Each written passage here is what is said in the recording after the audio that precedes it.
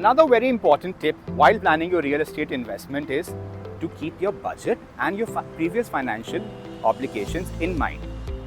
अगर आप कोई रियल एस्टेट में इन्वेस्टमेंट कर रहे हो तो आपको उस पर्टिकुलर रियल एस्टेट इन्वेस्टमेंट की टोटल वैल्यू पता होनी चाहिए और उस वैल्यू पे आप कैसे आए हो ये पता होना चाहिए। जैसे कि आपकी बेसिक सेलिंग प्राइस क्या है, आपका उस पे ईडीसी आईडीसी क्या है, आपका उस पे इंटरेस्ट फ्री मेंटेनेंस सिक्योरिटी जो पोजेशन पे दी जाती है वो क्या है।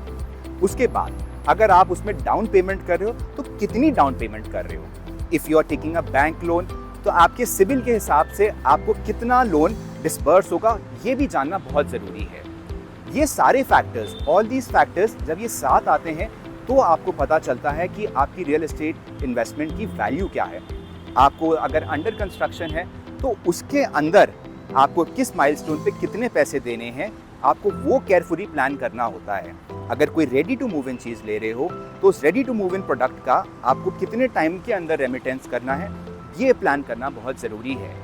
क्योंकि रियल एस्टेट एक ऐसी मार्केट है जिसमें आपका टिकट साइज या जो आप पैसा लगा रहे हो वो छोटा नहीं, वो एक बहुत बड़ी रकम है।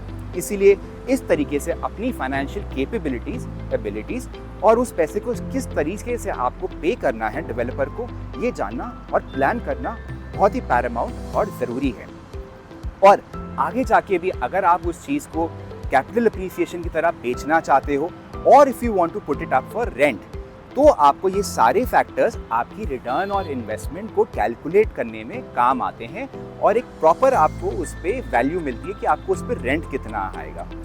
तभी इन सब चीज़ों के लिए एलीट प्रो इंफ्रा आपको कंसल्ट करने के लिए ऑलवेज रेडी है and we look forward to having you over to our office on Golf Course Road to explain these things in details.